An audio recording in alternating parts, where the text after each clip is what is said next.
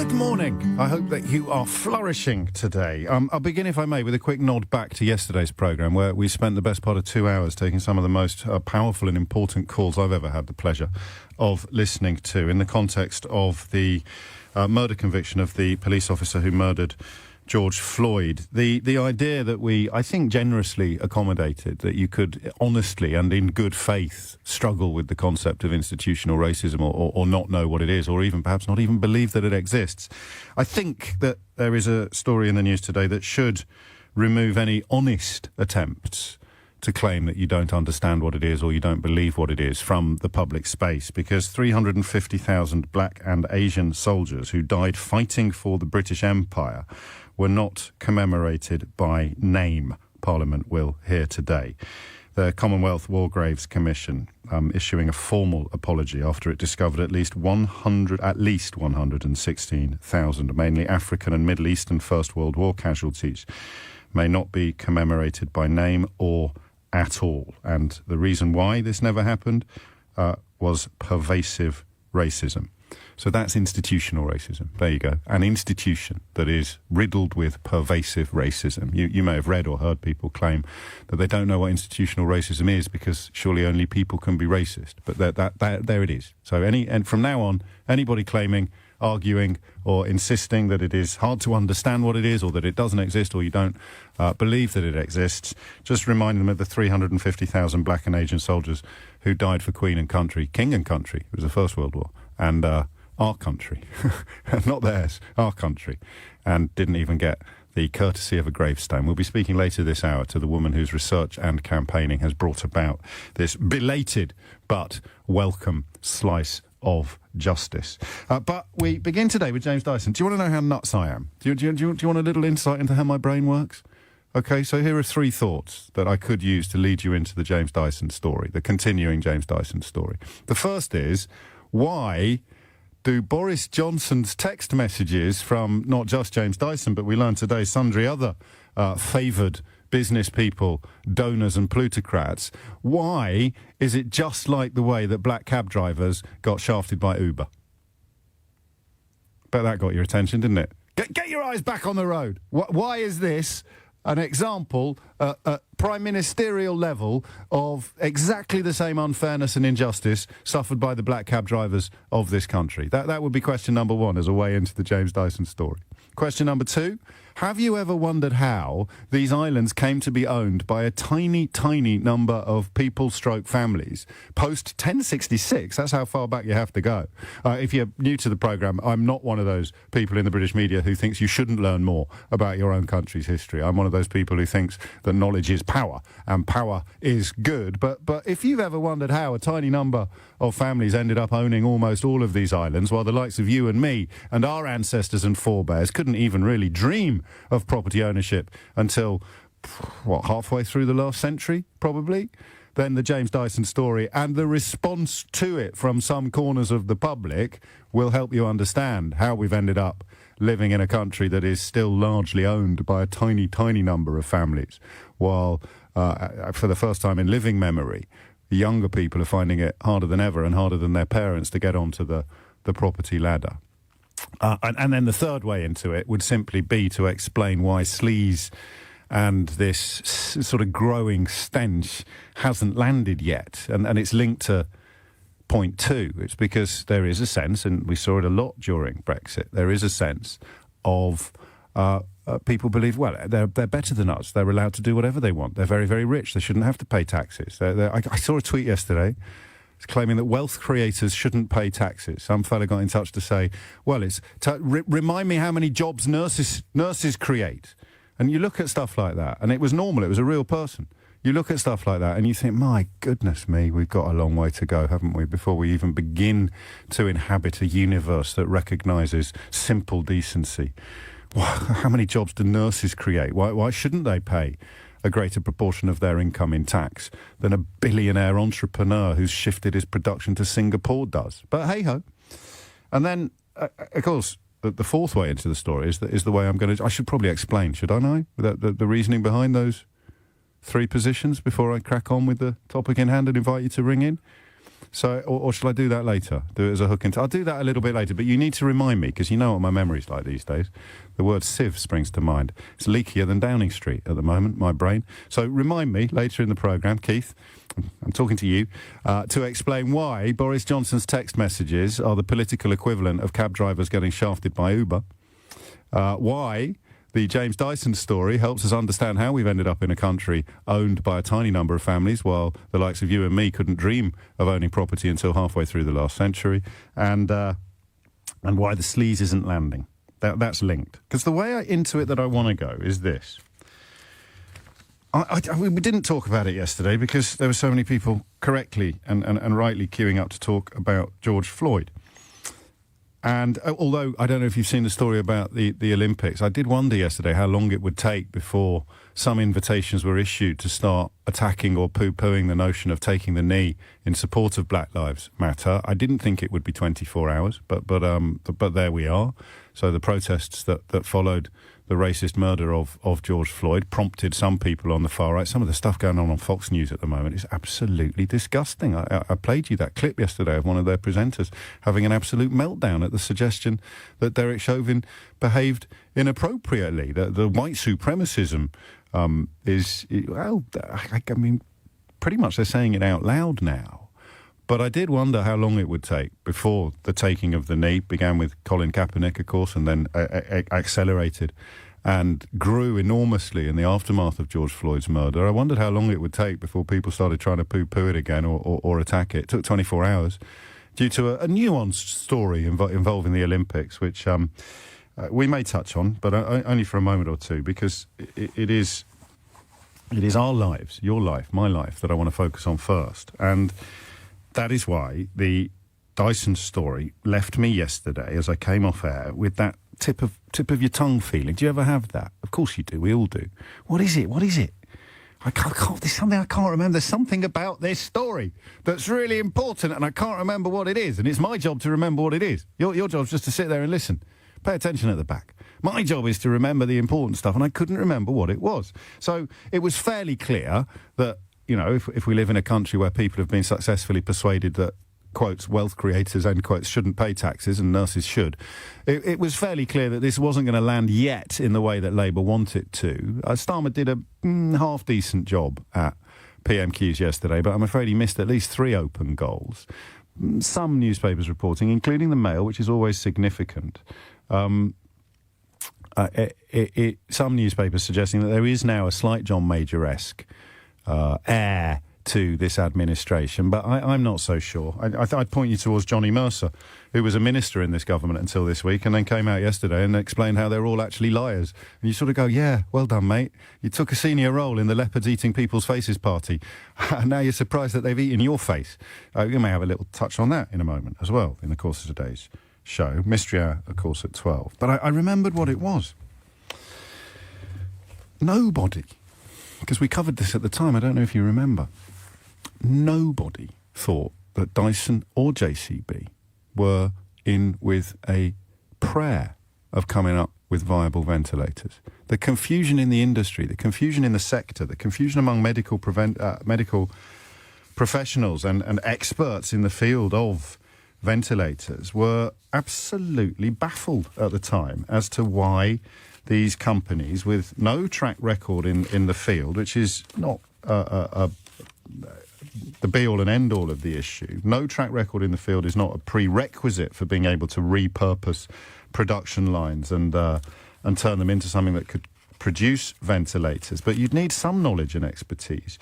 And none of the people who had it could understand at the time why Dyson and JCB were getting this sort of promotion and even, well, we now know, preferential treatment. It was a mystery. It was a mystery that we covered at the time. The story that I think prompted us to look at it is from April of last year. Do you know, almost to the day? What's the date today? The 22nd. It was April the 17th last year. And I can't remember whether it was on that particular day that Peter Foster of the Financial Times came onto this programme to talk us through his article. But the article appeared under the headline, Muddled Thinking Punctures Plan. So great alliteration, that. Muddled Thinking Punctures Plan. Have to be careful with the plosives when you're using a microphone in a studio such as this, even without coronavirus and the attendant issue of waterborne particles. The plosives play havoc with our levels. I don't know what that means, but people like Keith talk about levels all the time. The plosives. A muddled thinking punctures plan for British ventilator is part of the story. The other part of the story is out there today already, with one senior academic in the field saying we never really understood why Dyson and JCB were getting so much preferential treatment. Here it is. Andrew Farmery, who's a professor of anaesthetics at Oxford University. He was at the forefront of what was called the OxVent project. And he has explained or criticised the way that Sir James Dyson was given attention by the government despite having no clinical expertise. It's an astonishing story. He says the Dyson prototype was, quotes, never a goer, end quotes. And he says, and remember, he's only a professor of anaesthetics at Oxford University, so, you know, he's not very good at hand dryers or vacuum cleaners. But he says he believes that both Sir James Dyson and the Prime Minister both knew it wasn't going to actually happen. And, of course, it didn't happen. And it was predicted at the time that it would never happen. His theory is that the government wanted the ventilator shortage to be solved by UK PLC rather than, in his words, anonymous university nerds. This, of course, means that the government wasted time and money issuing this general appeal to anyone who could design a ventilator rather than using experts. And who was it that was deriding experts back in 2016? I forget. Who was it that said something about the country has had enough of experts? I'm sure he didn't end up in a senior role in the government that ignored experts when the potential ventilator crisis appeared on the horizon. I think his name was Michael Gove, but he's dropped right off the radar, hasn't he? He's got no power or position of importance these days. So rather than getting experts to brainstorm the problem, they wasted time and money on a sort of PR exercise.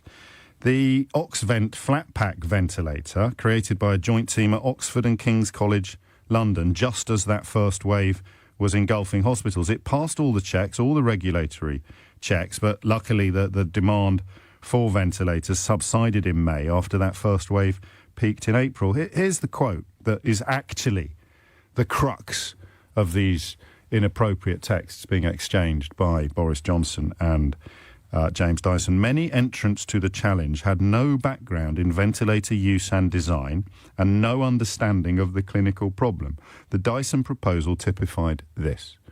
So, two cohorts of callers today. If you have any understanding of ventilator production and the relevant engineering issues, then that makes one of us, because I don't. But I'd love to hear from you, 0345 6060 973, to answer the technicals of the question.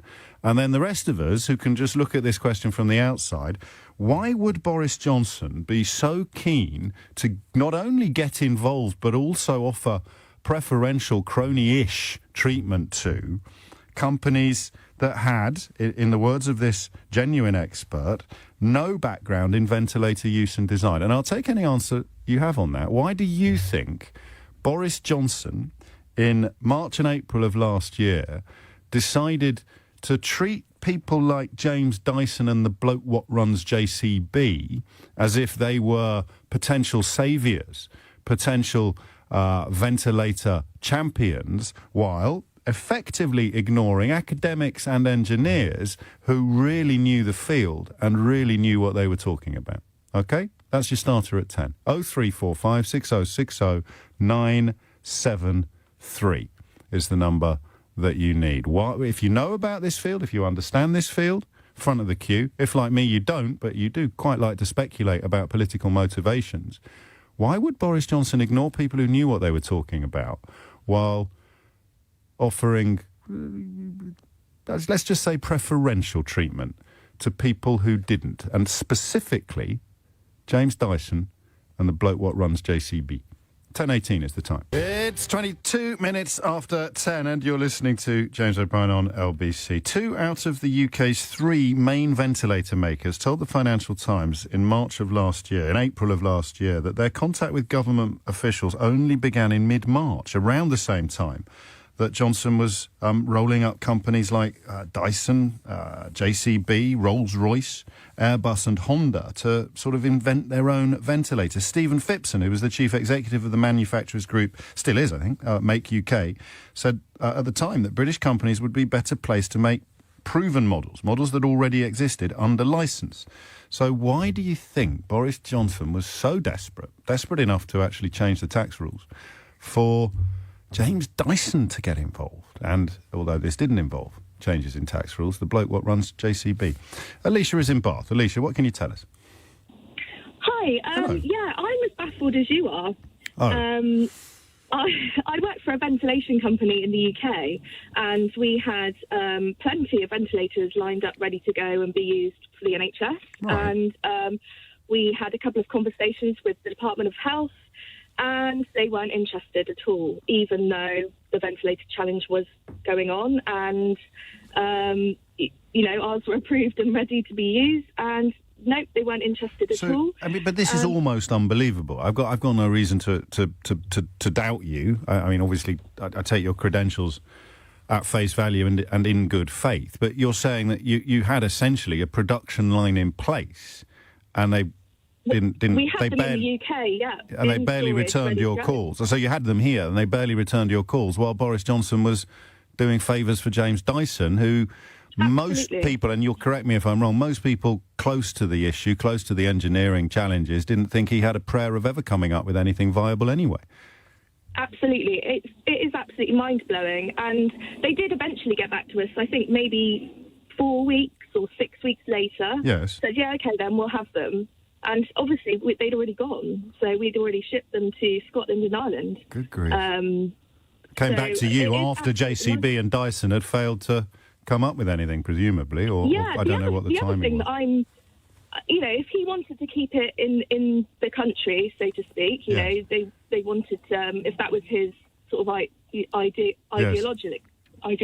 sorry, then I get it. But why, now that we've had this paper published about all the ventilators, where they came from, who made them, and where they went, and how many were bought, which is an official published paper, why have we bought so many Chinese ventilators at £50,000 a go? Bearing in mind, the average ventilator costs between 10 and 15,000 to buy. We have bought hundreds of these Chinese ventilators at £50,000 a go, and they were the only ones that wanted cash up front. Everybody else was happy to, be paid at a later date post-pandemic. I just find it all very bizarre and very... Could it possibly be linked in some way, if not specifically then tangentially, to the story today published by the anti-corruption campaigners Transparency International, who say that more than £2 billion of PPE and testing contracts were awarded by the government to companies with links to prominent Tories? I wonder, Alicia. I mean... Yeah, who knows? Who knows? The cynic in me wants to jump up and down and say it's blindingly obvious, but... We'd have to find out who the middlemen were on these deals with Chinese manufacturers and where the commissions were going. And, of course, and why were they so ready to go, with these ventilators? And why did they want upfront payment? And why did we pay $50,000 when, the average ventilator in the country that the NHS buys, pre-pandemic is between 10 and 15,000? That's a massive, huge jump. It is. Even my rudimentary arithmetic can recognise the size of that. gap. It's just mind-blowing. It really is. And not only that, they're useless. They're absolutely useless. I regularly go into clinical engineering departments in the NHS. Yes. I'm going to one today. Okay. And they're all lined up with stickers saying out of use, do not use. They haven't even lasted 6 months. Well, to be honest, I thought I'd already opened a can of worms this morning with the sort of retrospective remembering of what we covered last April with regard to the debacle surrounding ventilator production. But you've just opened a barrel of worms with this observation. I know. So you're saying that we wasted money on overpriced ventilators that weren't fit for purpose, while at the time the Prime Minister was busy taking a few moments off from playing Candy Crush on his phone to swap cosy texts with Sir James Dyson. It sounds about right. Do you listen to this programme on a regular basis? I do, yes. Do you know what a Ray Liotta is? Radio, so No, yes, I do. Are you sure? You don't have to pretend. Just to humour me. I heard you do it. You wanted to revoke someone's recently. I was listening. I did want to revoke someone. So a Ray Liotta is an award that we reserve for people who are unbelievably qualified to comment on whatever matter is in hand. And I'll let you decide. But my instincts tell me that you probably fit into that category this morning. Given that Thank you very much. given that you're That's made about my to day. go into one of the relevant NHS departments and marvel at the crud they purchased instead of returning your calls back in March of last year. So, Alicia, quite unexpectedly, given the context of this conversation, this is for you. I'm Ray Liotta, so and you're much. listening Thank to you. James O'Brien on LBC. If you build it, they will come. Unless, of course, you're building ventilators, in which case it would appear that the current government will not turn up at any point, or indeed if they do, it'll be too late, because you've already, as Alicia told us, shipped them to Scotland and Ireland. So why do you think Boris Johnson was so keen to cosy up with James Dyson and offer up preferential tax arrangements that plebs like doctors, nurses, carers and you would never get in a million years, in the same way you'd never be able to drop him a cosy little text asking for favours? What was it about Dyson, maybe JCB, that made Boris Johnson... I was about to say turn off his moral compass, but I don't think anybody would take that suggestion seriously. The idea that Boris Johnson has a moral compass, just ask any of his ex-wives, bosses or party leaders or mistresses. But what was it about JCB and Dyson that made him ignore the experts, ignore the academics, ignore people like Alicia, ignore people like the Oxfam programme who were actually producing stuff, and ignore the expert advice to focus on producing stuff that had already been designed under licence, instead of phoning up a bloke that builds diggers and a bloke famous for making vacuum cleaners and begging them to come up with some slap-bang wallop, brand new wizard weed? I can almost feel what the answer might be to that, but I'm just not quite getting there. And remember, I also have to solve the mysteries of why this story reminds me of both Uber and the Norman Conquest. It's coming up to 10:30. You're listening to James O'Brien on LBC. Should we go to the news a bit early? First time ever, is it? Almost.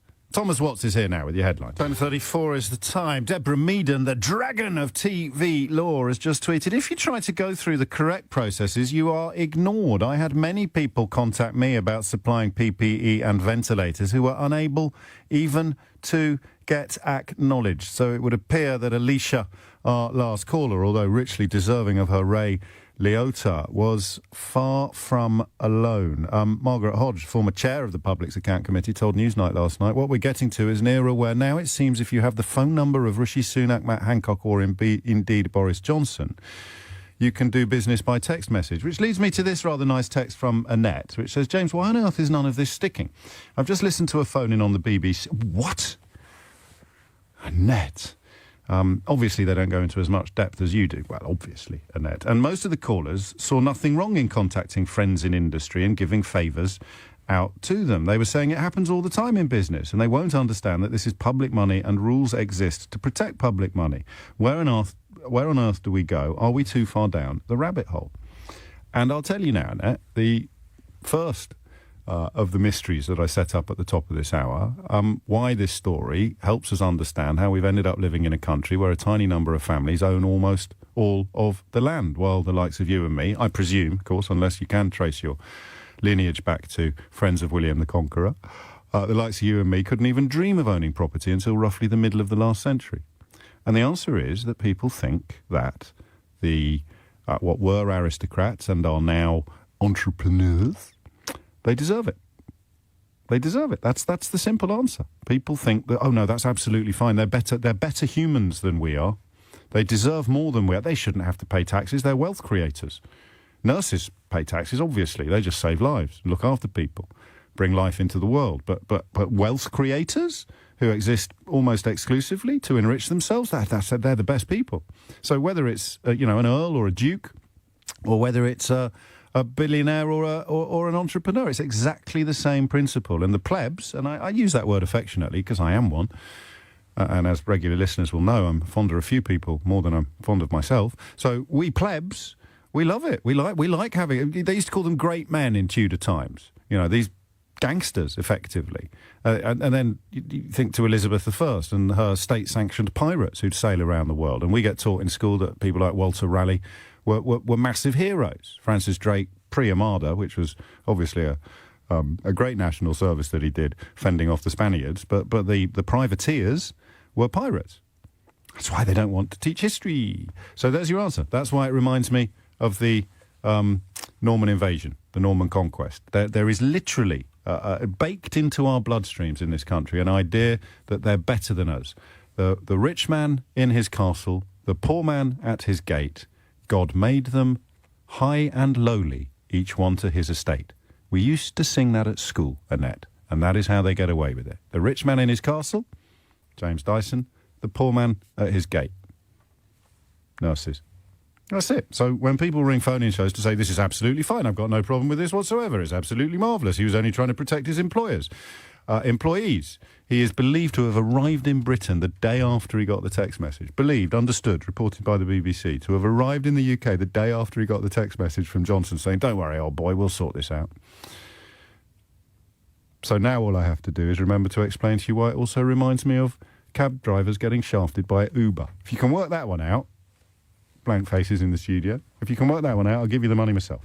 Tim is in Leeds. Tim, what can you tell us? Hi, James. Hello, mate. So I operate ventilators for a living. Yeah. I bet you've never made a Hoover. Well, no. Well, exactly. And I think that what I completely do not understand is ventilators are incredibly complex things, way even beyond my limits of understanding. And I work with them all the time because the physics into them is so intricate. Sure. And I do not understand how somebody with no experience can suddenly say, oh, yes, we're going to do this, because it takes 2 to 3 years to develop a ventilator. And that you can find that out from simply a quick Google which search, is why and it will tell you. It's an emergency, potentially. Thankfully, it didn't go nearly as badly as it could have done. All, as far as I can tell, the expert opinion was saying, make the ones that have already been invented. Make them under licence. Make them as quickly as you can. Buy them, move them. Alicia has already told us that she couldn't get rid of hers for love nor money. They all ended up being sold to Ireland and Scotland after the Department of Health failed to return her calls until it was too late. And yet Boris Johnson somehow thought that the digger man and the vacuum man would be able to invent a brand new one and pluck it out of the ether in a matter of weeks. Come on, you've got to have a theory. You're a very clever man. You work in intensive care. Well, yeah, exactly. And I think that's where my problem with it comes, is it makes absolutely no sense. We were having loads of ventilators being delivered. They were there. I'm sure there were some areas of the country that might have been short, but we managed. And frankly, if a ventilator came along that had been developed in a matter of weeks and had Dyson stamped on it, I would feel very nervous for that entire shift using that ventilator. I wouldn't trust it as far as I can throw it. Simply because, I mean, you're not casting aspersions on him or his products. You're just saying it wouldn't have had a proven track record. It would have been box fresh. And the last thing you want in intensive care is untested, unproven, brand new box fresh kit. Yeah, exactly. Even I understand that. Tim, thank you. The mystery there from the intensive care ward. The mystery before that from somebody who works in ventilator supply. Are you with me yet? Do you get it yet? Or are you still tugging the old forelock and saying, well, I don't think Dyson should pay taxes at all? How quickly have we gone? You remember I said to you, if this story was about anything except football, they'd be queuing up to tell you why the big business people should be able to do whatever the hell they like. I said that to you on Monday and Tuesday of this week, right? It's now Thursday, and they're queuing up to tell you that big business people should be able to do whatever the hell they like. Oh, I hadn't even spotted that. We need a kind of ding sound effect, don't we, for the little light bulb going off above my head. Speaking of sound effects, can you get the hallelujah ready? Because I've got a feeling that we might need it in the course of the next few minutes. That's just it, though. Do you remember? I said to you on Monday and Tuesday, of course you remember, I said it until I was blue in the face. I bombarded your ears with the observation that they would absolutely be defending the football club owners if they were in any other field of commerce. Of course the richest people should. These are big business people. They should. We can't expect them to obey the rules that the little people have to obey. Free market, free enterprise. You're stifling innovation. You're standing in the way of wealth creation. Anything except football. Fast forward to Thursday, the European Super League is toast. And people are queuing up to say that business people like James Dyson shouldn't have to obey the same rules that the rest of us do. There's absolutely nothing wrong with special contacts with the Prime Minister, and he's a great force for good. So why was Boris Johnson so keen to ignore experts, ignore people with experience in the field, ignore people with track records, ignore people with ventilators, and focus instead on the Dyson fella and the JCB bloke. 0345 6060 973. Patrick is in Orpington. Patrick, what would you like to say? Hi, good morning, Hello, James. mate. Yes. I think the reason was Brexit. I think you might have got it. By Jove, Patrick, I think you might have got it. Am I right in thinking that both Dyson and JCB, two of the very, very few companies that were, in favour of vote leave, are the two that you're mentioning this morning? I think you may. All that we needed for the holy trinity of head cases would be the bloke from Wetherspoons claiming he could knock up a ventilator out of redundant beer pumps. Then you'd have the hat trick. And then you'd have the hat trick. It's just another example of, if you've got Boris Johnson's telephone number, you'll get free money or free advertising for your company. And it would have been, I mean, it's PR. I mean, this idea that neither of them thought, and this isn't my idea, this is someone who may or may not know what he's talking about, but he is an academic working in the field. He led the development of a ventilator to tackle the first wave of coronavirus last year, and he has said he doesn't think that either of them thought that it was ever actually going to happen. So it was all about, it's essentially just flaggy, isn't it? They just thought that they could wave a flag at it and somehow get a result. Yeah, yep. I'm glad you've come on a little later in the programme, because if I'd had to pull out the hallelujah earlier, it might have rather shot our fox. And isn't it amazing that you come on after an intensive care professional and a ventilator supply professional, both expressing utter bafflement at why this happened? And the answer, do you want to say it again and see if the hallelujah is still working, Patrick? It was all about Brexit. That's amazing. Paul's in Chertsey. Paul, what do you reckon? Hi, James. Hello. I had to phone in after this one. So, for a living, I fix ventilators. Yeah, but I bet you've never made a digger. I wish I could. I'd probably make more money. But I never forget, especially in the first wave, at the first wave when Boris Johnson gave the announcement that he said he was going to get all these companies making ventilators just like that. Yep. I could not believe what I was hearing on the telly. I really couldn't.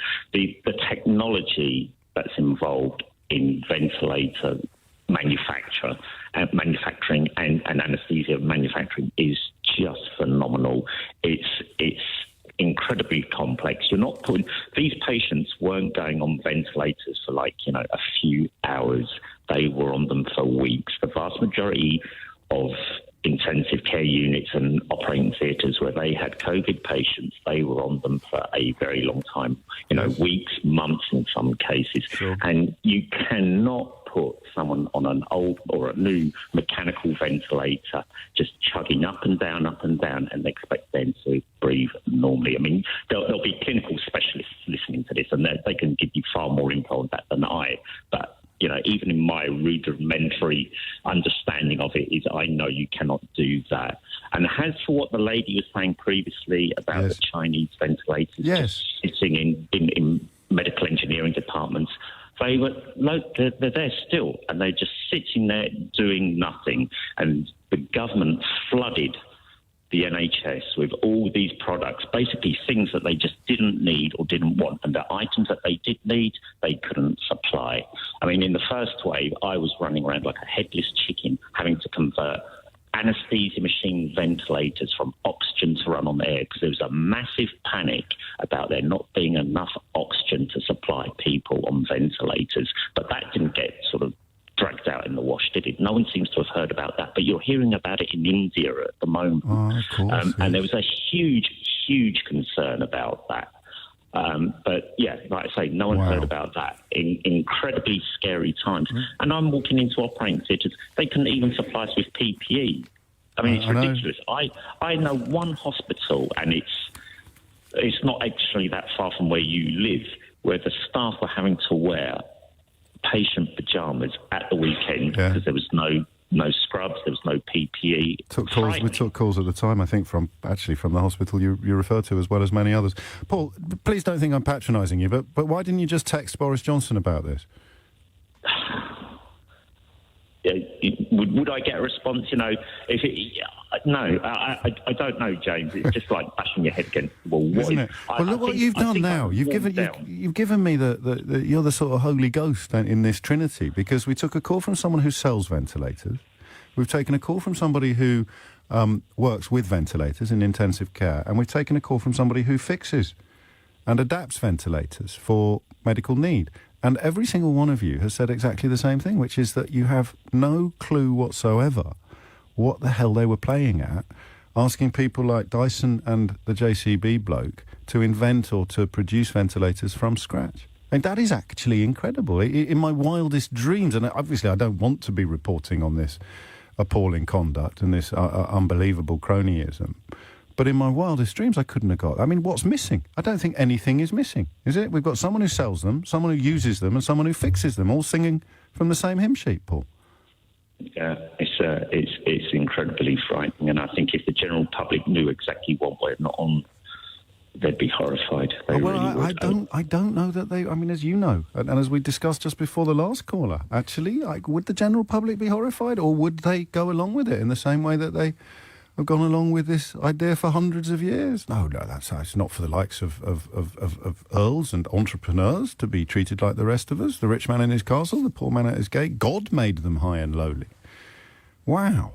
Listen, I'm late for the break as usual, so I'll go to it now, and I shall reel alone and silently. But listen, even if you hate my guts and you only tune in because you've got some sort of weird form of audio masochism, and you still think Boris Johnson is a stand-up guy, even as one of his former ministers describes his government as the most distrustful, awful environment I've ever worked in. It is a bit of a cesspit. Almost nobody tells the truth.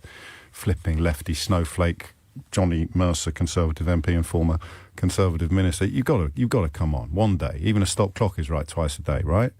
That's three people. One who sells ventilators, one who works with ventilators in intensive care units, one who fixes ventilators. All three of them telling you this stinks.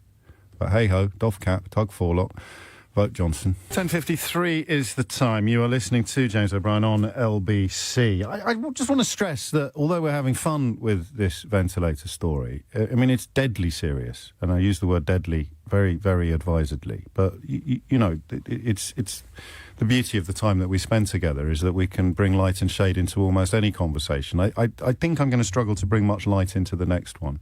Yesterday, you probably heard me expressing a degree of disgust at people who still profess not to understand what institutional racism is, or to indeed believe that it exists. And again, I use the word disgust advisedly because it's as plain as the nose on your face, especially in the current climate of bogus culture wars and white supremacism now being spoken out loud. So this story involving the Commonwealth War Graves Commission is an amazing illustration of exactly what institutional racism is. Some 350,000 people, potentially, who died in defence of the British Empire have been, well, left uncommemorated, not even named in many cases. And the scandal, the tragedy, has only really been addressed and rectified as a result of a television programme presented by my friend and colleague David Lammy, produced by Uplands TV, which is the production company run by David Olusoga.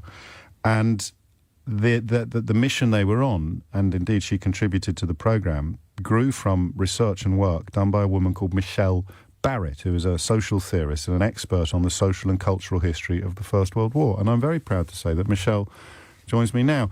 Congratulations feels an inappropriate word, Michelle, but you must feel at the very least vindicated by this development. I do feel vindicated. That's certainly true. The report that the special committee, which in fact I was invited onto, yes, has come up with, does completely vindicate all the work that I've done. And I started this work in 2007. The first article that I published about it was in that year, and I sent it to the Director General then of the War Graves Commission and also to one of their trustees, a historian, and said, could you give me some response? And in fact, I subsequently wrote and said, would you be interested in doing some research? Because all this information is in their own archives. It's not really come from anywhere else. It's all in their detailed records of what they did. with the Indian soldiers, what they did with the Africans, particularly what they didn't do with the African carriers. So it's been a very long time, and it is, I think I'd say it's disappointing that it takes a television documentary to force them into action. So you do think that was the pivot? Because I noticed that you contacted, or you published papers, first you say in 2007, but subsequently in 2010, 2011, 2013, and indeed 2017. But it was the briefing paper for that documentary, Sent Missing in Africa, that you feel was the game changer. Well, I think the documentary was the game Yeah, of course, changer. but there'd have been no documentary without your briefing paper. Well, this is true. Yes, this is true. No, I mean, David Olusoga said this earlier this morning, that academics and historians have known about this for some while, largely based on the research that I've published. But it has taken a very long time for the War Graves Commission itself to decide that they want to respond so publicly as they're now doing. But perhaps because pictures, to coin a cliche, paint 1,000 words, and it was perhaps the picture of the quite correctly and very carefully kept European graves on the same site, and David Lammy and you visited the site. The African graves were, well, they were barely worthy of the name graves, were they? Could you just describe for my listeners who aren't familiar with the story the scale of the imbalance here? Yes, absolutely.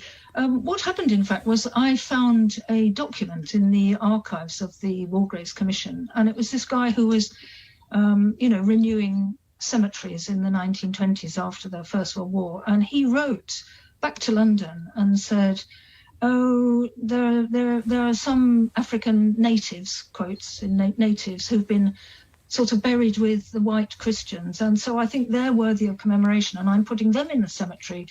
And not the other Africans who died in the immediate vicinity. And I thought that was so interesting that I actually went there in 2014, went to Voi in southern Kenya, and I got to the cemetery, War Grave Cemetery, and the caretaker appeared, and so I showed him. I'd taken with me a copy of this thing, and I said, "So what happened? Why are some Africans in here in the official cemetery and some not?" And he said to me, "Would you like to see where the other Africans are buried?" And I said, "Yes, I would." And so he took me outside into this area of very scrubby, littered bush.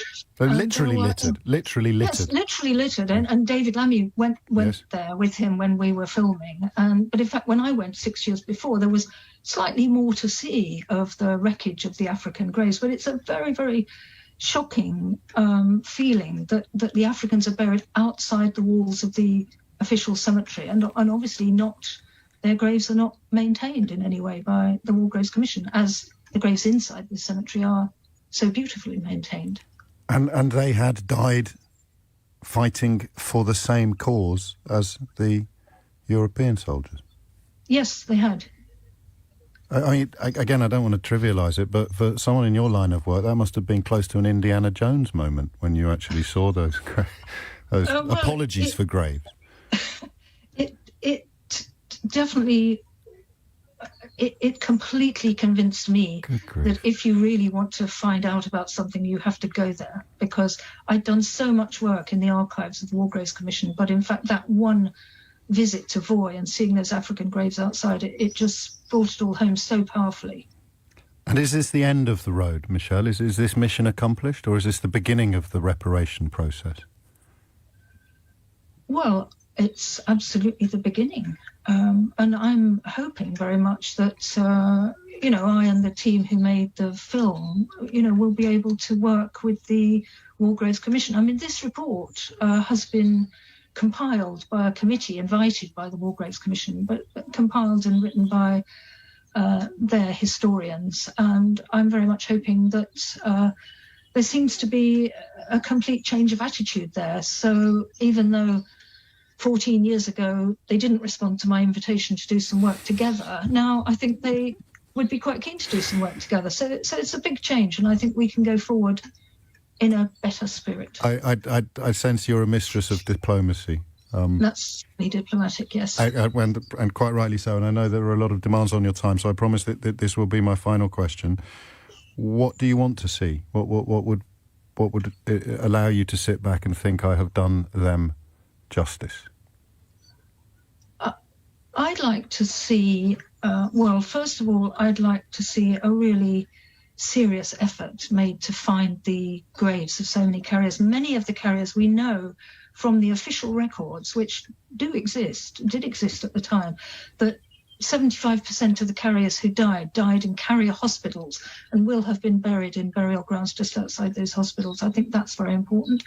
And I think also it would be very important to have some kind of ceremony of closure and apology. And, you know, the graveyard that we found, the local people talk about it having, you know, unquiet spirits and distressed spirits and so on. And I think that it would be very good to have some kind of, you know, international ceremony that would bring about some peace for the people in those areas. Michelle Barrett, thank you so much. And thank you for allowing me a little bit more time than we originally agreed, because I am now rather late for the news. 5 minutes after 11 is the time. Lest you think I was exaggerating, it's not me that's described this government as a cesspit. Well, I probably have, but not today. It's not me who has described it as one of the most distrustful, awful environments I've ever worked in, because I've never worked in it. It's not me who has claimed that almost nobody in it tells the truth. It is Johnny Mercer, who until this week was a minister in this government. So on the one hand, well, there are 3 points here, 3 potential problems. The first is that the people who took senior posts in the Leopards Eating People's Faces party do look a little bit ridiculous when they turn around and say, I didn't realise they were going to eat my face, which is very much the position that Johnny Mercer finds himself in. The cause célèbre upon which he has been sacked or threatened to resign is a lot trickier than perhaps many people understand. The idea that veterans of the Northern Ireland Troubles, British military veterans of the Northern Ireland Troubles, should be excused from prosecution for torturing and murdering civilians is, I mean, you know, not quite as simple an issue as some of the coverage would allow. It would also, I think, have blown the Good Friday Agreement to smithereens, although there's still a very good chance of Brexit doing that. And, of course, the third element of the story is that this is from within, you know, as an evolution of the Leopards Eating People's Faces point. This is someone inside, someone who was part of Johnson's leadership campaign, certainly a prominent supporter of it. And here he is turning around less than 2 years after that election victory, describing it as a distrustful, awful environment, a bit of a cesspit. Almost nobody tells the truth. 7 times at the dispatch box, he says, I promised to bring forward legislation to prevent what he calls injustices in this area, and every time it did not happen. I didn't deliver on what I said I would, but you supported Boris Johnson, Johnny. A fish rots from the head down, mate. You support a government built entirely on lies. You can't really expect Keith to get his violin out when you find out you've been lied to. That's how I would see it, anyway. 8 minutes after 11 is the time. You're listening to James O'Brien on LBC. So, astonishingly today, we've taken a call from a woman who sells ventilators. We've taken a call from an intensive care medic who operates ventilators, and we've taken a call from an engineer who fixes ventilators. And they are all, like the senior medic who led the development of the so-called Oxvent project, utterly baffled as to what the hell Dyson was doing anywhere near this project, this proposal, let alone securing special dispensations on taxation legislation from Boris Johnson and Rishi Sunak. Do you want the Uber thing yet, or shall I take a couple more calls before I explain to you why this has echoes of Uber? For me, at least, I could have got it completely wrong. The more I egg the pudding, the more likely I am to embarrass myself subsequently. But we shall find out. 9 minutes after 11 is the time. Robin is in Stour-Port-on-Severn, where there is a rather nice fun fair, which I presume at the moment, Robin, is kiboshed by COVID. Well, actually, hello. Hi, James. Hello, mate. You weren't expecting that introduction, were you? I do apologise. No, I've taken you by surprise. Not quite. No, you know, as a fellow wire forester, yes. I'd like to say thank you for taking my call. It's been a long time listening, and it's good to speak to you. Likewise. Yeah, I speak from a company in Worcestershire who you may well know, and it doesn't matter really, called GTEC. Yeah. Oh, gosh. Yes. Well, I mean, the GTEC were part of this story, weren't they? At one point, GTEC suggested that I think I saw the word hoax in the way the government was behaving. You said that it was so weird, you thought it might be a hoax. Now, I speak as a customer services advisor studying for a law degree. Okay. And so I'm not speaking on behalf of GTEC. Of course you're not. There was a point last year when, early March, where the ventilator crisis happened, and it was just everyone could create a ventilator, and I think GTEC did. Yes.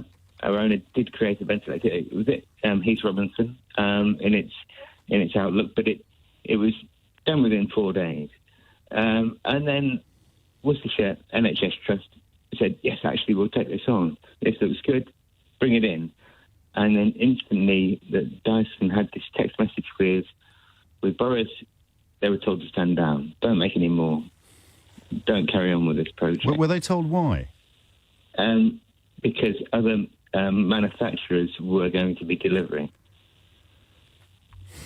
Now, if you look at the wider context, and it's something that is avoided the news, I think, that Dyson has not produced any ventilator. Ventilators, sorry. That's all right. A bit nervous. Ventilators. Post this offer. So actually, there was a point where you think that Boris may well have realised, hold on, I've just sent... There's a fella in Worcester who's actually made one. There's a guy who's made one and actually produced a blueprint online that anyone in the world can make for about 150 quid, I think it was. I remember. It's not ideal, but if things were absolutely desperate, then this would have been a resort, wouldn't it? And when you're moving heaven and earth, you look at the best possible option, don't you? And if the best possible option is texting your friend saying, yes, we'll give you a tax break if you bring your friends over from Singapore back to the UK to make something which we're not going to do, but it looks really good optically because it's a Dyson, wonderful-looking machine, and I can stand next to it with a flag and British Patel potentially, and say, this is British-made. We've beaten this. If we can get something homegrown and don't forget, these are the people that wanted to put a Union flag on the AstraZeneca vaccine, which is, I think, as Swedish as it is British. Absolutely. Then I mean, people were dying at that point, not in their droves in this country, but we were seeing the terrible scenes from Italy. And Johnson, in the absence of another explanation, Johnson was thinking, wouldn't it be great if we could get a prominent Brexiter to come out of this with a win, even though I'm yet to speak to anybody qualified in the field who thought he had a cat in hell's chance of pulling it off. Of course, absolutely. Why would you ask a vacuum cleaner manufacturer in Worcester to make a ventilator? Yes, exactly. When there are ventilator experts in the field who are saying, let's make our ventilator under license. But actually, no, hang on, James Dyson, he's a bit low on rent this week. Let's pop him over and see what he can do. It's an odd didn't one. Buy any in at all. Nothing turned up in the end at all, and thankfully the emergency never occurred. So even your boss's, as you describe it, Heath Robinson invention, which could have been almost like a sort of wartime analogy there, wasn't needed. But the fact that he was told to stand down and stop actually working on them is it's a little bit strange, isn't it, Robin? Well, let's think about it. Go on. A year ago, we were looking at field tents in New York City. That's right. And we were thinking, actually, this could be the way forward. So anyone who can make anything that can provide oxygen at the right level. You'd at least have kept them. A few people are suggesting this is a scoop. This was reported at the time, as Robin would attest, and there is my daily reminder that the media that supported Brexit does not want you to know the truth about anything, not just the truth about Brexit. Robin, thank you. Leslie is in Gloucester. Leslie, what would you like to say? So my kind of point is that there's a lot wrong with everything that's gone on, so please do not think that I'm sticking up for Boris, who is literally one of the worst people I can probably think of. How dare you? Or Mr. Dyson. But the company itself, so I've got someone in my family who works there. The company itself isn't necessarily focused on vacuum cleaners. It's focused more on air filtration and purification and the movement of air. And I think that's why they came out thinking that they were likely or possibly able to help in this whole thing, because at the time there was quite a lot of stress on the fact that we weren't going to have. I have to put a caveat here that even if you're right, it is on the proviso that he could secure these special tax arrangements directly from the Prime Minister. Yeah, and I think and the whole thing was, it seems that they've been trying to say that the tax things was actually for people that they were going to bring over, the specialists that they were going to bring over to come and work at the company, as opposed to the larger company itself. The BBC reported that Dyson himself is understood to have arrived in this country the day after Johnson promised to sort everything out for him. Do you know, and I don't want you to dob in any family members, do you know how many senior Dyson staff came over to work on this? No. Be good to find out, wouldn't it? Can you make some calls for us? Yeah, but I do know it was all hands on deck. Right. Obviously it cost the company 20 million, which... Well, I've seen that figure. Again, I'd like to see where that came from. What was it spent on? It was spent a lot on prototypes and the cost of staff. So wages that were already being paid, in other words? Wages that were already being paid, but essentially it was like everybody was being put towards working on those. Did we ever see any prototypes, do you know?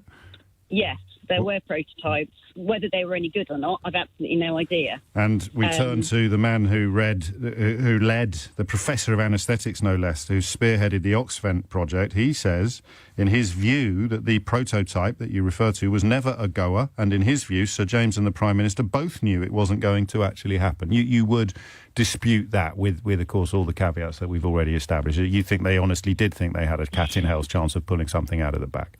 They felt they did. They felt they did. Which Good. is possibly different. No, that was a brilliant call, actually. You've got a real way with words, because I understand exactly what you've conveyed, and you have provided a little bit of counterbalance to the queue of people, more qualified than either of us, of course, but nevertheless, a counterbalance to the queue of people telling us that they cannot get their head around what has happened or why this fellow was even involved. And, of course, we're back to the Kate Bingham point, was that even if he had pulled it off, then all of this would arguably be forgivable, you see.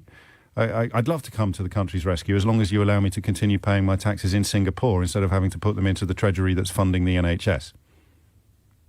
Oh, well, OK, yeah, well, I guess we're a bit desperate, so you can carry on paying your taxes in Singapore rather than putting them into the treasury that's actually funding the NHS during this time of national emergency. That's fine if you come up with it. So you gave Kate Bingham a blank chequebook to go out and buy up vaccines like they were going out of fashion, and it worked. If it hadn't worked, the dobbing out of a blank chequebook would be pretty bad behaviour. But it worked. So, I mean, that would work as a counterbalance as well. But my goodness me, isn't it incredible? Nothing to see here, though. It's absolutely fine because doctors and nurses don't create wealth. 21 minutes after 11 is the time. A couple of phone lines free. I love the radio, but it is more nuanced than Twitter, I think it's fair to say. But even on the radio, you can't quite tell when my tongue is in my cheek or when I'm teasing. I knew Brexit was the answer to this question when I asked you at 10 o'clock what it could possibly be about JCB and Dyson that prompted Boris Johnson to offer the latter preferential tax treatment. It was extended to everybody and it was voted for in the House of Commons, but it came about as a direct result of James Dyson not wanting either himself or his senior employees or both to pay tax to the Treasury that funds the NHS. They wanted to carry on paying much lower tax rates in Singapore, which is, of course, the reason why he moved so much of his business to Singapore. So I say this out loud, and I still naively think, oh, you'll get it now. It doesn't matter how many people are telling you, oh, no, this is all absolutely fine. This is absolutely marvellous. You can't expect billionaire entrepreneurs to obey the same rules that the little people have to pay. Why the hell should he be paying his taxes into the Treasury that actually funds the NHS? He's a patriotic hero. He supported Brexit. But it still stinks, even if it's crystal clear. But a few of you sweetly, and that sounds a bit patronising, but I promise you it isn't, rather sweetly, I replied to one of my favourite contributors who answered the question and explained what had gone on. I had to say this was actually a rhetorical question for the likes of you. I'm dumb, but I'm not that dumb. They wanted something that they could drape in the Union flag and claim was proof of English or British exceptionalism. And they ended up with diddly squat. Absolutely nothing. In fact, I didn't know, and I haven't looked into the report that Alicia referred to earlier in the programme, they ended up with a bunch of ventilators that were overpriced and not fit for purpose, reportedly. I find that very easy to believe because the other story in the news today sees the National Audit Office, again an independent organisation, expressing misgivings about many of the ways in which business has been done. This so-called high priority lane that was set up, I kid you not, for companies which had contacts with MPs. And they were 10 times more likely to get contracts than people not in the high priority lane. The defence will be, it was an emergency, we had to do it. Brackets, it was a complete coincidence that all the companies we turned to in this emergency, through necessity, were mates of ours, or even donors to our party. Close brackets. That's why I found PMQs yesterday frustrating, because I feel Starmer is a lawyer, and this shower needs street fighters. It's an improvement on where we've been for the last few years, but it's by no means a solution to the problem. And listen, that was me criticising Keir Starmer, right? Criticising Keir Starmer. You are allowed to criticise politicians, even if they're a lot closer to your worldview than others. You have to be able to criticise him. At this point, they who shall remain nameless turn around and go, it's all your fault that Boris Johnson is in charge, because you kept telling people how awful the last bloke was. And then when he turned out to be even more awful than even you thought, it's your fault for telling people he was awful. It's nothing to do with him. You can't criticise him. Mustn't criticise him. 11:24 is the time. Tony is in Horsham. Tony, what's going on? Morning, James. Hello. Well, I haven't heard much in the debate about the... It's barely been a debate, really. It's just been a succession of expert testimony, Tony. Well, one of the things about the ventilator contracts and other government contracts is that they would have been subject to EC regulations, and now they're not. I used to be interested in big IT contracts and would speak to commissioners at the EC fairly regularly about government departments breaking the rules on procurement, buying things without advertising them, not advertising the award of the contract, awarding contracts too quickly, that sort of thing. And I thought at the time, it's just as well that the EC is scrutinising the British government, because otherwise they wouldn't be paying attention to the rules on spending tens of billions, sometimes hundreds of millions on contracts. And now that it's happened, and the government seems to be awarding contracts to its friends or contacts without any rules in place. I wonder whether that was a factor in the debate in the going for Brexit in the first place, because it leaves me to think, well, I don't think that's much of a mystery, is it? I mean, was Brexit linked to the idea that pro-Brexit politicians should be able to do more favours for their mates? Exactly. Exactly. And that's a concern, because there are only rules in place in the British government now. They're guidelines. There's nothing to stop ministers or government departments awarding contracts to people that they want to join when they've left government. At least the EC was there as a barrier, setting. Well, don't be ridiculous. We've got standards, and we've got an independent advisor on the ministerial code and all that. Oh no, hang on, we haven't. They're not enforceable. No, we haven't even got one. He resigned in protest after Boris Johnson swept the Priti Patel bullying report under the carpet, and he hasn't been replaced yet. And of course, I know you know this, but lest anyone be confused, last year we were still under these rules and regulations. So all of the vaccine stuff and all of the procurement stuff was done it was during the transition period when we were still subject to EU legislation. And the legislation you described is designed to make sure that the best person got the contract, that you couldn't give preferential treatment to a company that was based in Birmingham over a company based in Berlin, because it would actually cost taxpayers more to give it to the company based in Birmingham than it would in Berlin. And there are, I think, Tony, emergency exemptions which would be covered by coronavirus. So you could say, no, we've got to move quickly. This is an emergency. This is an act of God type territory for insurance companies. So the rules are temporarily suspended. But you're suggesting that now we're out, good and proper, or bad and proper if you prefer, there aren't any rules anymore. No, because at least you had something called accelerated procedures, which That's was it, a yes. way round the rules. But you still had to explain it. Yes. Now you don't. Now there are just guidelines, and if they're not enforceable. So if you decide to give a contract to your next door neighbour, if you decide that. Oh, I don't know. Your pub landlord, maybe. I don't Pub know. landlord, Top of my exactly. head, just a figure of speech. There's nothing to stop you. At least when there was, you could go to the EC, a company that felt that it had been unfairly excluded from the shortlist could at least complain to the EC, and they would look into it, and the government departments would know that there would be scrutiny from the EC if they awarded a contract to a minister's neighbour or pub landlord. So we could call But that now, a deterrent against dodgy behaviour. Exactly. And that exactly. deterrent has now gone. Exactly.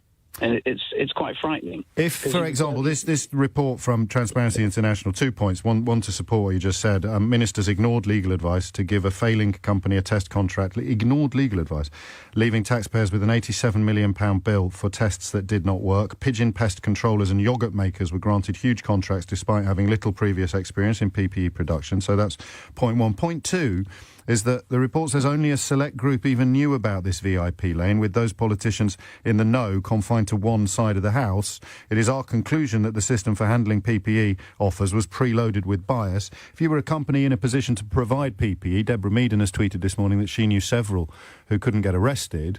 Where would you go now to complain about this unfair treatment, Tony? Well, I mean, to who would you appeal for justice? Well, I think that the above all this, the reason all this is happening is because of something that Peter Obon's written a lot about, which is the secrecy of government, which goes back decades, if not hundreds of years, and is now perhaps government is more secretive than ever. Therefore, when ministers do what they want to do, they know that there's not going to be scrutiny for a long time. Sometimes the NAO might report a year or two later, but even then, ministers will say, well, the NAO report's out of date. So there's always an answer. And I think the scrutiny of government at this stage is probably less than it's ever been. Independent scrutiny, that is. Then we all should give thanks that so many journalists and newspapers are holding them to account every day, speaking truth to power all the time, and absolutely picking over the fine detail of what they claim has happened in every area of public life. Tony, am I right or am I right? Trying to, yes. One at a time. One at a time. It's 11:30. Thomas Watts has the headlines. 25 to 12 is the time. Mystery Hour on the way at 12, which will be welcome because it's a murky old day, isn't it? £2 billion worth of PPE deals for firms with Tory links. This is a report. And I need to tell you something, actually. I've probably mentioned it before, but I should stress again that I am trying wherever possible to take these stories of cronyism and what many people see as corruption. I'm trying to get them from newspapers that are generally supportive of the government and indeed of the Brexit debacle. So this is the Daily Mail, for example, today. More than £2 billion of PPE and testing contracts were awarded by the government to companies with links to prominent Tories, a damning report has found. And this is the Daily Telegraph. Without that brave woman with a phone, this is going back to yesterday's coverage of the George Floyd murder, all we would have had was a police report, something we suggested on the programme yesterday, and their Washington correspondent Nick Allen today contends that indeed without that phone, then Mr Floyd, who'd been accused of using a fake $20 bill to buy cigarettes, would have seen his murder go unpunished. The original police report, as I told you yesterday, moved from the suspect being put in handcuffs to officers noting that he appeared to be suffering medical distress without mentioning, even in passing, the 9.5 minutes that Chauvin spent kneeling on his neck. So I like, because I know sometimes if I say it's in The Guardian, then very stupid people go, oh, it can't be true then.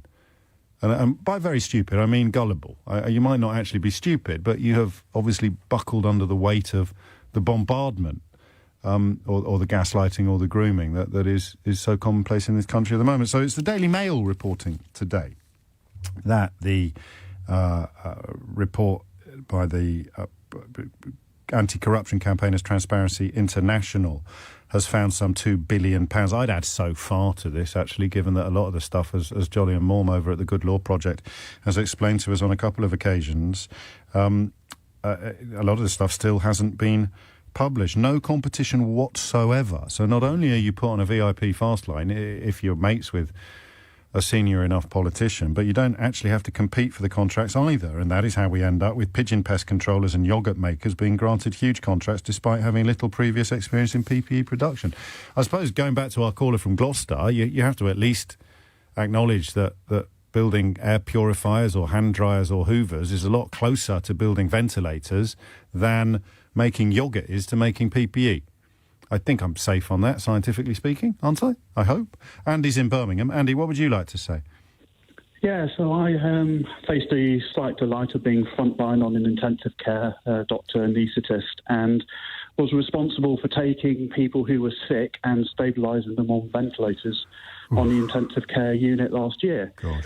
And in that moment, I have to say, all I wanted was effective equipment to help me do my job, whether it was a ventilator, whether it was PPE.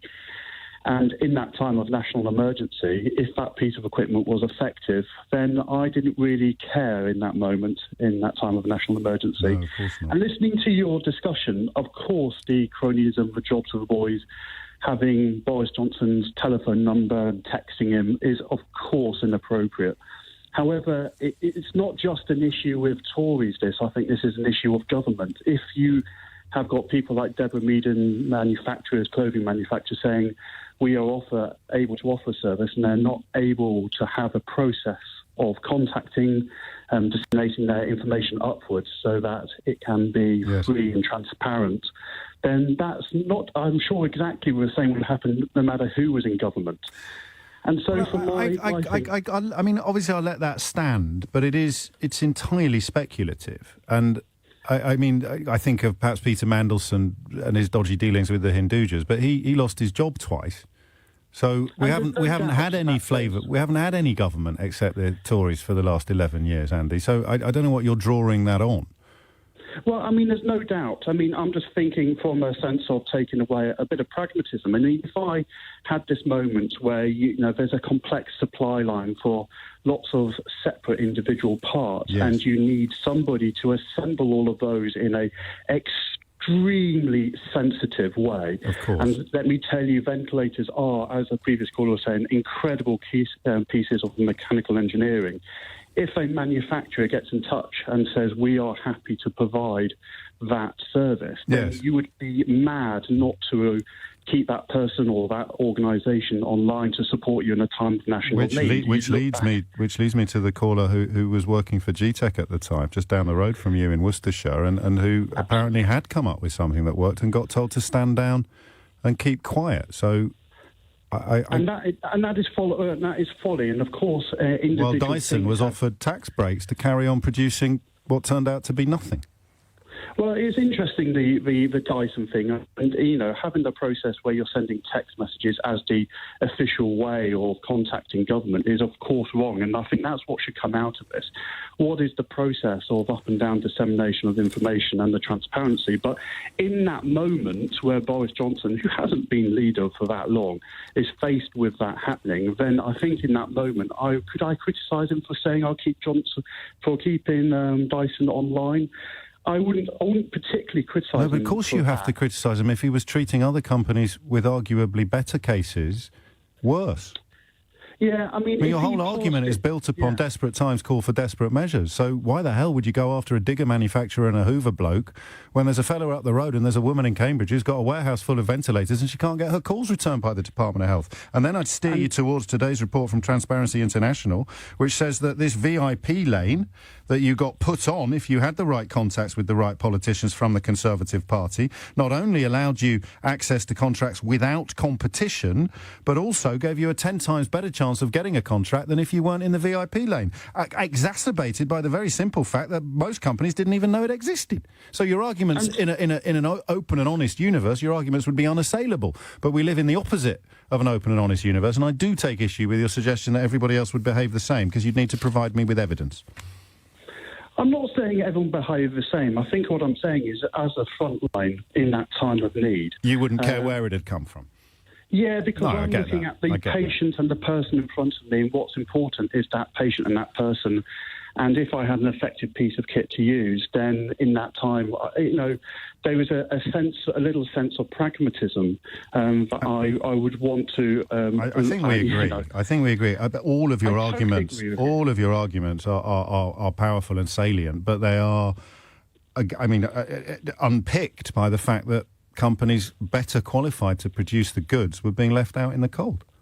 And I quite agree with you. So I think what needs to come out of this is looking at the process, because the process that was in place last year that was then fed into was, of course, wrong. And nobody would say that wasn't the case. So in the future, you would want a more effective process where people with ventilators, people who can offer PPE within the correct specifications would be able to do whatever emergency we're going to face in the future. Undoubtedly, that is the thing, isn't it? And speaking of learning from mistakes, I'm reading about India this morning, and I don't know what you think as an intensive care doctor, but you can still fly into this country from India until 4 o'clock tomorrow morning, and they recorded, I think, just shy of 315,000 new cases in the last 24 hours. I mean, and again, that debate about how closely we followed our borders. But given the fact that Boris was, and I'm no defender of him or cronyism with George Boys, and, my upset about people having a direct line to somebody is palpable. But given he was in that situation, that was the system, and he was having to be pragmatic in that situation. Can you criticise him for what he did? Well, I can, yes, but I'm not as qualified as you are, which is when I turn your attention to Andrew Farmery, the Professor of Anaesthetics at Oxford University, who, because I've said throughout, I don't know how much of the show you've heard, if Dyson had come up with the goods, then it would be for his conscience to deal with the fact that he didn't want to pay taxes into the Treasury that pays your wages and all the other NHS staff's wages and all the NHS costs. That's between him and his conscience. If he'd come up with the goods, the tax break that he got after texting the Prime Minister cosily would be a small price to pay for the provision of ventilators, but there was no provision of ventilators, and Andrew Farmery says, in his view, both knew it wasn't going to actually happen. And, Andrew Farmer is somebody who previously tutored me, and part of the Oxford London group I have personal respect for. But the question I would ask, if you've got a working prototype for your ventilator, the question I'd ask is, who would manufacture it? Right, yes, so somebody else's prototype could have been manufactured by Dyson, which is, forgive me, one of the points we've been making in the course of the programme, not come up with something new from scratch. But before you go, how are you? This must have been a crazy year for you. Are you okay? Yeah, no, it's been a crazy year. My wife, who was in shielding group, who was on chemotherapy at the time, meant that I had to do my job, leave home for a few months because, intensive care coronavirus couldn't mix. And so it was an extreme experience. And, in that moment when you're having to make those decisions, I think over the last year, as much as principles are important, there had to be, for me, a good deal of pragmatism, which is what made me ring into your programme. And I'm glad you did. As much as I would hold your principles, and I have a lot of time for listening to them regularly, there was a moment where I think you have to look at the individuals, the decisions that people were making. I get all of that. Moment, I do understand, and I'm glad you've rung in, but I'm not going to apologise for the question I'm going to close with. While your wife was receiving chemotherapy, which meant that you couldn't live at home, and you were working on an intensive care unit throughout the coronavirus crisis, were you paying your taxes at the normal UK rate? I hope so. Otherwise, I've got a bill coming. Well, you would, of course, unless you can get the Prime Minister's text number, mate, and ask for a special dispensation. That is, I hope you'll agree, an allowable point. Yeah, no, I think it's fair. But equally, maybe if I had a gripe with that, there should be an appropriate process for me to feed up the information. And I think that's what needs to be learnt for the future. Top man, and thank you for everything you did. And I hope is your wife on the road to recovery? Is the chemotherapy also been... Yeah, no, it's a very good question. Thank you. I had an all clear last Friday. That was a perfect point to end a wonderful call. Andy, thank you so much. It's 11:46. It's 11:51 after speaking to Michelle Barrett earlier, and if you missed that interview, it was a bit special, wasn't it? The academic whose research into Commonwealth war graves has some 14 years after she began her mission, has resulted in the Commonwealth War Graves Commission apologising. I think apologising, I hope that's the right word, but more importantly, rectifying the fact that up to 350,000 soldiers who died in the service of the British Empire, soldiers from Middle Eastern and African countries and from India, have been left uncommemorated. They've been buried in unmarked graves in many cases, unnamed. And that quote she referred to in the interview, I make no apology for labouring this point, but if you are, or if you know anyone who professes not to understand what institutional racism is, here it is. Up to 350,000 black and Asian soldiers who died fighting for the British Empire. You know, that thing that Flaggy Gammon claimed to care so much about, and you know, no such thing as institutional racism, no problem at all. It's all about the empire. 350,000 black and Asian soldiers who died fighting for the British Empire were not commemorated by name. And 116,000 at least already established. And here's the quote from a governor that said in the 1920s, the average native would not understand or appreciate a headstone. And you could chalk that up as one racist governor back in 1920, but when Michelle Barrett started asking the commission to correct this in 2007, she was ignored.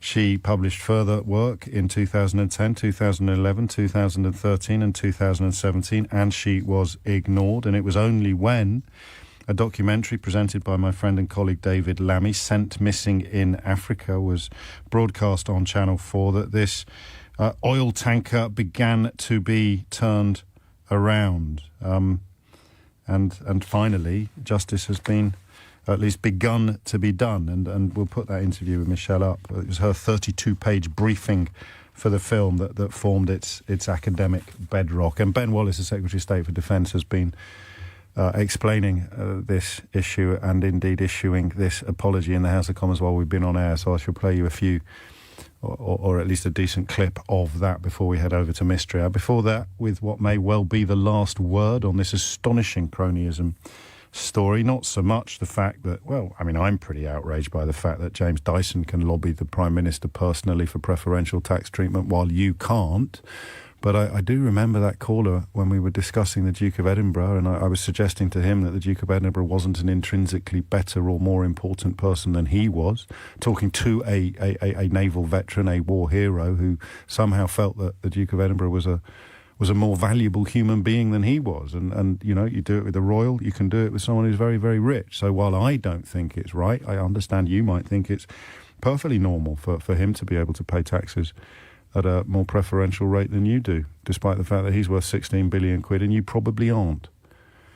But there we are. The last word on that is probably going to be Safia, who is in Newcastle-under-Lyme, or Newcastle-under-Lyme. What would you like to say, Safia? Well, I actually live not far from where the JCB is. Funny enough. In Staffordshire, yes. Yeah. And I think, well, this has been going on for so long that now it needs to be accountable, and we as the public should make it accountable because it's our taxpayers' money. And like you said, the thing... I don't know, did JCB get anything in the end? Did they? I don't know that they did. I think they were just sort of waved around the place, weren't they? And of course Johnson drove that ludicrous truck through a kind of polystyrene wall, but claims that happened on JCB land. But I don't know, I mean, that they actually ended up doing anything in the way that Dyson did. But the thing is, but the thing is that that's actually happening. It should, and you know, you text a friend. You never text. Do you know what I mean? Business wise, either. Do you know what I mean? How much more is this going to keep going? Because we've seen how they spend the money and their personal money. Well, you know, taxpayers' money when there's, you know, for expenses, and everything just is about them. Looks that way. Well, I think it was the wife of Lord Bamford, wasn't it, who runs JCB, who her company is called Daylesford Organics, and the Daily Mail reported last year that they'd been sent 30 giant boxes of shopping and up to 100 prepared meals smuggled into Downing Street via the rear entrance. You're not here to tell me that you don't regularly get giant boxes of posh food smuggled in through your back door, Sophia. Surely we've all done this. I did. What? You're joking. I don't believe you. Well, no, yeah, because unfortunately I had a stroke, so my ability of movement and things has been really, yeah. Well, my mum has had a stroke, so I know exactly what you speak of, and you would both be more deserving recipients of delivered food than perhaps Boris Johnson and his current girlfriend. Yeah, it's been going on for so long, but I think now's the time with everything that's going on. We have to say enough is enough, because it's not acceptable. It's not, though, is it? I could open up the phone lines now if I started doing an impression of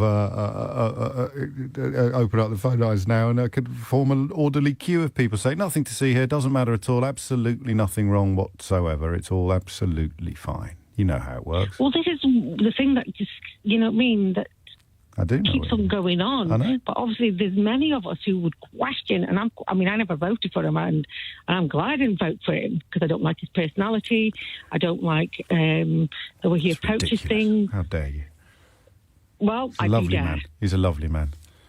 Well, just ask his former wives, party leaders, employers, partners, mistresses and colleagues. They all speak so highly of him. His former headmaster, his former bosses, they've all got nothing but praise for him. That time he had to resign. That time he had to resign as a shadow minister after lying about having a mistress. He's never done that again, has he? It's not like he ended up with another mistress. Oh my gosh! I don't even know what women see him. Well, you found the right radio programme, Sophia. That's all I can say to you. And you have actually reminded me of the final hook and tease that I hadn't shared with you on the course of the programme. It's coming up to, Sophia, thank you, it's coming up to 11:59. Mystery Hour is on the way. So this might not work. It's had 2 hours to percolate, and I think it works. So I wondered whether or not Johnson had broken the ministerial code on this. And I think at least in the spin, not that it matters, because there's no independent advisor on the ministerial code anymore. He resigned after Boris Johnson swept his report into Priti Patel's bullying of colleagues under the carpet. But if there had been, and this was referred to him, the point is that if a politician, if a member of government is in contact with business people, then there is supposed to be a civil servant present at all times.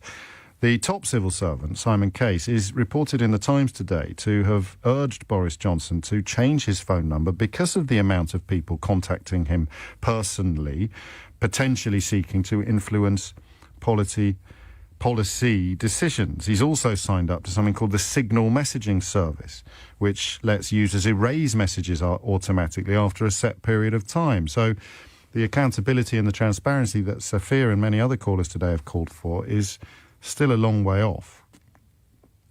So, I mean, also, he's had this phone number for more than a decade, so goodness knows how many girlfriends have got it, and he probably, or possibly, or potentially, or allegedly might be worried about them not being able to get in touch with him whenever they want to. So the argument I've seen is that texts are exempt from the bit of the code that says you can't do these conversations without having a civil servant present. If it happened in person or even on email, then the ministerial code would say that you have to have a civil servant present. But texts are exempt, which to me is like that judge who said that if you hail a cab using your phone, you're not actually hailing a cab. So Uber is not in contravention of the terms and conditions that black cab drivers enjoy. So exclusively in the past, hailing a cab by putting your hand in the air was the preserve of the black cab trade, right? Uber came along. It's even called a ride-hailing service.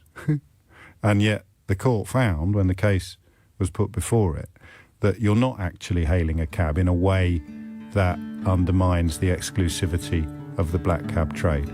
So for me, it's the same. Boris Johnson's not breaching the ministerial code because he didn't have this conversation in person, he had it by text. Oh. Uber users are not hailing cabs because they didn't hail a cab by putting their hand in the air, they hailed a cab by pressing a button on their phone. And I think on reflection that works quite well. And if it doesn't, well, you've run out of time to tell me because it's Mystery Hour after this.